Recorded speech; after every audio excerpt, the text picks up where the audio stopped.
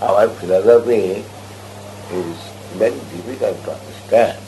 Suppose you are giving some medical relief, and if I say, why you should waste your time by giving medical relief, why not give him relief from birth and death? They will laugh.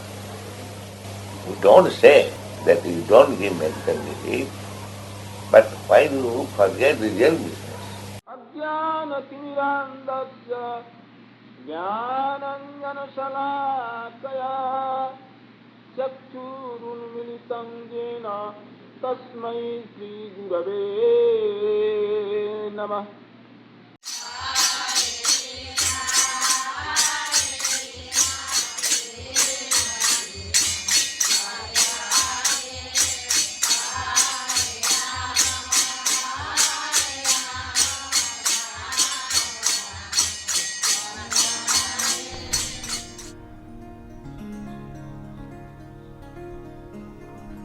I had a nice life. I lived in South Korea, worked as a model and traveled a lot. In my life, I've visited 31 countries and it's hard to surprise me with something.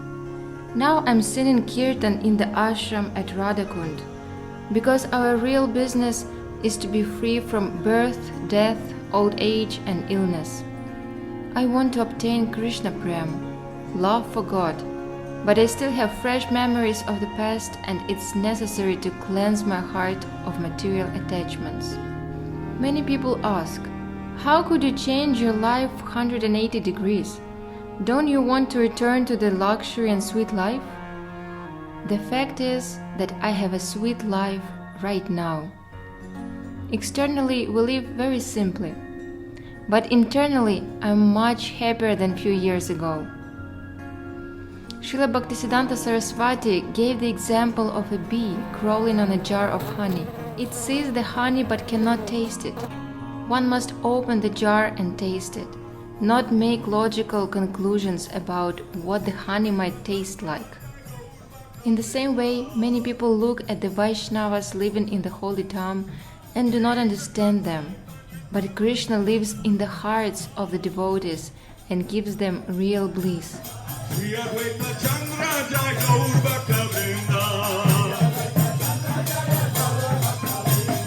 Hare Krishna, Hare Krishna, Krishna Krishna, Hare Hare, Hare Rāma, Rāma, Hare Hare, Hare Krishna, Hare Krishna, Krishna Krishna, Hare Hare, Hare Rāma, Hare Rāma, Rāma Rāma.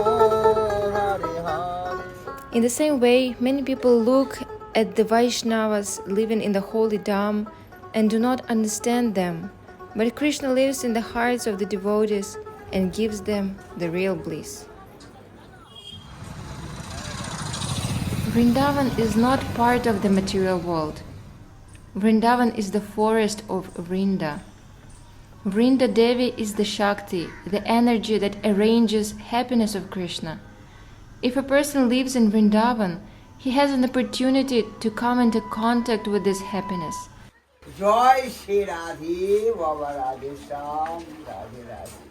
Therefore, worship of Vrindavan and Tulasi Devi purifies us from material desires. But it is not so easy to understand.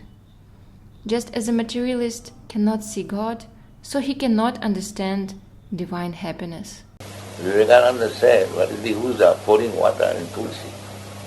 Better pour water in a eggplant shop, you will get some eggplant. Eggplant is also a small tree, and tulsi. So if somebody is pouring water in tulsi for bhakti, he condenses. Why is wasting time? Pour water in this eggplant. Tomorrow you get to God is fictitious, God's service is another sentiment. Do something practical. Just as we don't talk about neglect in medical care, we don't talk about not watering eggplants. But there are much important things in this life. No matter how we treat this body, it will still die. So it is necessary to think about not only how to treat it, but also how to no longer be born in this material world and not to get this material body. In the same way, it is necessary to grow vegetables. And when we have abundance of food, it is not the highest achievement. A material well-being is just a temporary relief of material suffering. An intelligent person should solve the true problems of life: birth, death, old age, and illness. We need a connection with the spiritual world, and it is possible thanks to Tulasi Devi. So Tulasi necklace should be always on our neck. This is our connection with Vrindavan and Krishna. So please wear Tulasi Mala on your neck right now and wear it until your body is alive. Nama Nama.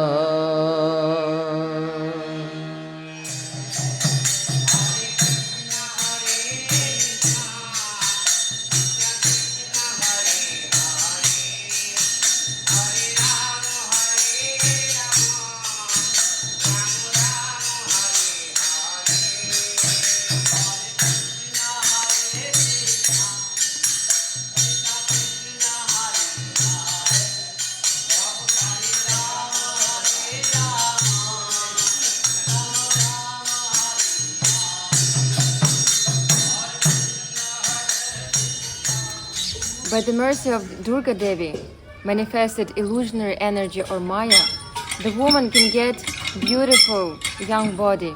But this body is temporary. Eventually it will get old and die. But by the mercy of Shri Krishna, we can get eternal spiritual body and go to the Golok Dham. That's why we are staying in Vrindavan, doing our bhajan and asking for mercy and serving the Vaishnavas. Now we're at Radhakund.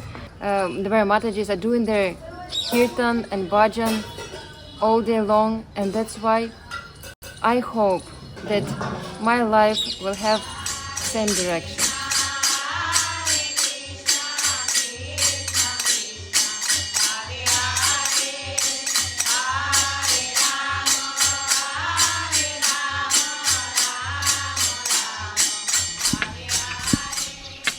We're all convinced that our only business is to become Krishna conscious. Yes. Huh? Yes. That is the word.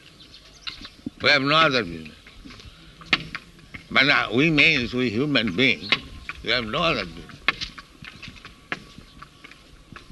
When someone comes to the stage of being convinced like that there is no other business, what is that stage called? That's called Sarup Siddhi. Jive Sarup Ma Nitya Krishna Das. This realization that I am eternal servant of Krishna. This day. And from here Chaitanya Mahaprabhu's teaching begins. So you have to preach all over the world that you are simply wasting time by so many departments of knowledge. You are so foolish, rascal. Samayeva hi kevalam. Simply wasting time. I think I explained that to the gentleman in the last morning. He said, in 1 hour, 2 hours you should do it. Not 2 hours, 24 hours. Did I not say? Yes. Because that is the only business. We have no other business. Our society is practically demonstrated that this is the only business. We have no other business. We therefore do not try even to earn our livelihood. That is the natural instinct of every animal, but we do not try even for that. Is it not? Transcendental platform. Yes. Let them see practically. We are not busy how to go to the office, how to the business place. We are not interested. We are simply interested for Mangal Arati, for class, for chanting, dancing, that's all. Radhe Radhe, Hare Krishna.